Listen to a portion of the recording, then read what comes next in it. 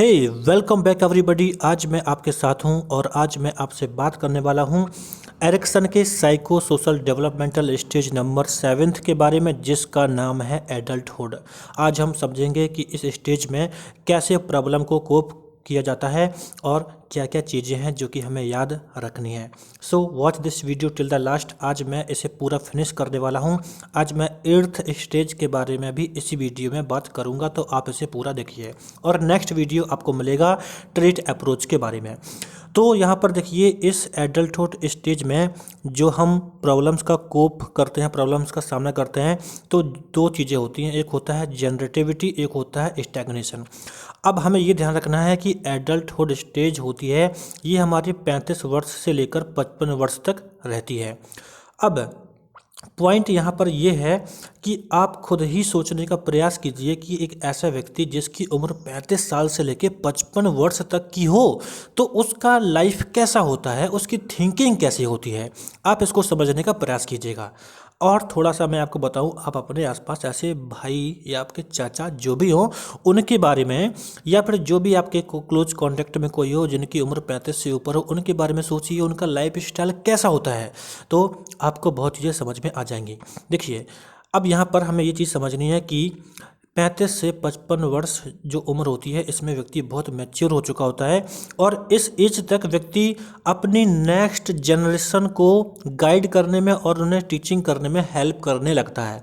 तो अब यहाँ पर टीचिंग का मतलब ये नहीं है कि भाई कहीं पर ब्लैक बोर्ड व्हाइट बोर्ड लेकर खड़ा होना है और पढ़ाना है। No, this is not only the teaching. यहाँ पर बात यह है कि इस उम्र के व्यक्ति अपने आने वाली पीढ़ियों के लिए गाइडर बन जाते हैं, है ना। आपने देखा ना, आपके चाचा कभी बोलते हैं नहीं बेटा तुम्हें ऐसा नहीं करना है, तुम्हें ये नहीं करना है, तुम्हें वो नहीं करना है। कितनी सारी बातें हमें वो बताते हैं। क्यों? क्योंकि उनके वो अपने लाइफ के एक्सपीरियंस होते हैं जो कि वो नेक्स्ट जनरेशन यानी आपसे कहना चाहते हैं। तो आप यहाँ पे समझिए। और मैं अगर आपकी डेली लाइफ स्किल के लिए एक पॉइंट ऐड करूं तो ध्यान रखिए कि जब आपसे कोई बड़ा व्यक्ति कभी कोई बात कहता है, तो ये कोई ज़रूरी नहीं है कि वो बात आपके लिए 100% सही हो। क्योंकि जब भी कोई व्यक्ति, सामान्य व्यक्ति आपसे कोई बात कहता है, तो उसके अपने लाइफ के एक्सपीरियंस होते हैं जिसकी वजह से वो अपनी बात को कहते हैं। जैसे मान लीजिए कि आपके अंकल हैं, वो आपसे कहते हैं बेटा नहीं, तुम्हें आर्ट के फील्ड में नहीं जाना है या फिर तुम्हें इंजीनियरिंग के फील्ड में नहीं जाना है क्योंकि ऐसे फील्ड में अब स्कोप नहीं है। ऐसा बोलते हैं तो हो सकता है कि उनका ऐसा एक्सपीरियंस रहा हो और उस बेस पर वो आपको गाइड करते हैं। तो बस मैं आपके लाइफ स्किल के लिए एक सिंपल सी बात कहूँ कि अगर ऐसे कोई बड़े व्यक्ति आपको कभी कुछ कहें, तो आपको अपना पोटेंशियल ध्यान रखना है कि आपका पोटेंशियल क्या है, आप क्या कर सकते हैं, उसके हिसाब से अपने आप को आपको बूस्ट करना है। तो आपको ये ध्यान रखना है।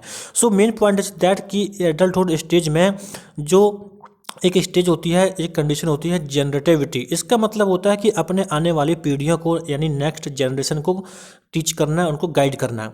तो ये कंडीशन होती है। तो आपने देखा कि आपके फैमिली में ऐसा लोग करते हैं।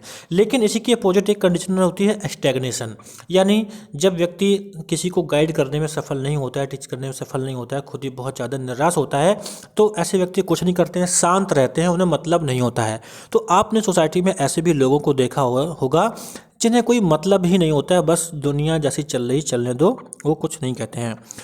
और यहाँ पर देखिए, यहाँ पर एरिक्सन ने बहुत अच्छी बात कही थी कि एडल्टहुड की जो एक स्टेज होती है, उस स्टेज में व्यक्ति किसी भी तरीके के इंस्टीट्यूशन में हो। देखिए, इंस्टीट्यूट एक ऐसा शब्द है जिसको सुनते ही आपके मन में किसी कॉलेज की याद आती होगी जहाँ पर कोई मतलब कि टीचिंग सेंटर हो, है ना, ऐसी याद आती होगी क्योंकि आप एडवर्टाइज के थ्रू ये देखते हैं। तो आपकी पहले से ये ब्रेन की एक कंडीशन है कि आप इंस्टीट्यूट को सुनकर किसी बिल्डिंग, किसी कोचिंग सेंटर के बारे में याद करते हैं। But not only school, college and coaching centre is institute.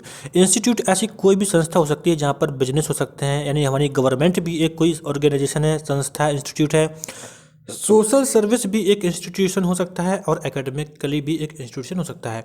तो इस स्टेज में, एडल्टहुड स्टेज में, जब व्यक्ति किसी भी इंस्टीट्यूट से जुड़े होते हैं, तो वो सभी इंस्टीट्यूशन उन व्यक्तियों को एक अपॉर्चुनिटी देते हैं, मौका देते हैं कि वो अपनी नॉलेज को नेक्स्ट जनरेशन तक शेयर करें, है ना। जो पॉलिटिशियंस होता है वो अपने अकॉर्डिंग लोगों को अपनी गाइड करता है, टीचिंग करता है। बिजनेसमैन अपने अकॉर्डिंग लोगों को गाइड करता है ना। अगर कोई किराने का बिजनेस करता है तो उसके पास अपनी नॉलेज होती है, तो वो अपने तरीके से नेक्स्ट जनरेशन को बताना चाहता है, जो भी उसको उसका एक्सपीरियंस होते हैं। तो एरिक्सन का मानना था कि जब व्यक्ति 35 से 55 के बीच में कहीं ना कहीं एंगेज रहता है लाइफ में, कहीं ना कहीं काम करता है किसी न किसी तरह से, तो उसके बाद उसको उस प्लेटफॉर्म पे हर जगह मौका होता है कि वो अपने आने वाली पीढ़ियों को कुछ सिखा सके। तो इस कंडीशन में, इस स्टेज में क्या होता है, जनरेटिविटी होती है, मतलब लोग क्या करते हैं, अपने आने वाली पीढ़ियों को कुछ सिखाना चाहते हैं। तो यही यहाँ पर एक बात कही है इन्होंने, और बात कही थी कि we should find a way to become a mentor to guide our younger generation, यानी हमको मेंटर बनना चाहिए कि हम अपने जनरेशन को कैसे गाइड कर सकें। तो अब आप इसे अच्छे से समझ गए होंगे। अब अगर पूछा जाए कि इस स्टेज में बेसिक स्ट्रेंथ क्या होती है, तो सीधी सी बात है, अगर हम दूसरों को गाइड करेंगे, टीचिंग करेंगे, तो सीधी सी बात है, केयर करते हैं ना अपने आने वाली पीढ़ी की, हम केयर तो करते हैं कि वो कैसे अच्छे से रहें। तो केयर इसका बेसिक स्ट्रेंथ है, आप इसे आसानी से याद कर सकते हैं। तो आपको ध्यान रखना है कि ये सारा कुछ था एरिक्सन के 7th स्टेज के बारे में। अब थोड़ा सा देख लेते हैं हम नेक्स्ट स्टेज के बारे में, जहाँ पर है ईगो इंटीग्रिटी वर्सेस डिस्पेयर। ये आपका नेक्स्ट फाइनल स्टेज है। और आपको बस ये ध्यान रखना है कि आप थोड़ा सा इमेजिनेशन कीजिए कि जो ओल्ड लोग होते हैं, ओल्ड एज में व्यक्ति क्या करता है, ओल्ड एज में किसी व्यक्ति के पास क्या सहारा होता है जीने के लिए, है ना। सोचिए एक बूढ़े व्यक्ति के बारे में जो बैठा हुआ है, जो अपनी आंखें बंद किए हुए, अपनी धीमी धीमी जो उसकी नज़र होती है, जो ओझल नज़र होती है, उसके दायरे में उसकी सारी पुरानी यादें होती हैं उसकी स्मृति में, जिसके बारे में वो सोचता रहता है उसके पास्ट में क्या हुआ था, उसने कैसे मतलब अपने आप को अचीव कर पाया था या नहीं कर पाया था, उसी के बारे में तो सोचता है, उसके पास बचता क्या है। तो वही कंडीशन है और हमें समझना है कि एरिक्सन ने कैसे बोला था। During the final stage of psychosocial development, maturity and old age, आपका जो maturity and old age final stage है, इसमें क्या होता है, we are confronted with a choice between ego integrity and despair. यानी कोई व्यक्ति जब इस स्टेज में पहुंचता है, उसके पास दो कंडीशन होती हैं, ईगो इंटीग्रिटी और डिस्पेयर। तो इन्हीं का सामना करता है। ईगो इंटीग्रिटी का मतलब आपको मैं जो अभी बताया था कि फाइनल स्टेज में लाइफ में कोई व्यक्ति क्या अपने पास्ट को लेके ही तो सोचता है कि उसने क्या कैसे किया था, है ना। तो इस कंडीशन में क्या होता है, जैसे कि लिखा है, if we look back with a sense of fulfilment and satisfaction. अगर कोई व्यक्ति अपने लाइफ में या फिर हम अपने लाइफ में ये देखते हैं कि हमने पास्ट में सब कुछ बेहतरीन किया था, हम सेटिस्फाई थे, believing we have adequately coped with life's victories and failures, यानी हमने लाइफ में असफलताओं का सामना किया, हमने जीत हासिल की, अगर हम ये सब कुछ सोचते हैं और ऐसी अगर ठोस सोच रख पाते हैं, तो हम कहते हैं कि हमने अपने ईगो को क्या कर लिया, ईगो को इंटीग्रेट कर लिया, या फिर ईगो आइडेंटिटी हासिल कर ली। तो इसका मतलब क्या है, इसका मतलब है कि लोग अपने आप को एक्सेप्ट करते हैं, तो उनका ईगो इंटीग्रेट हो जाता है।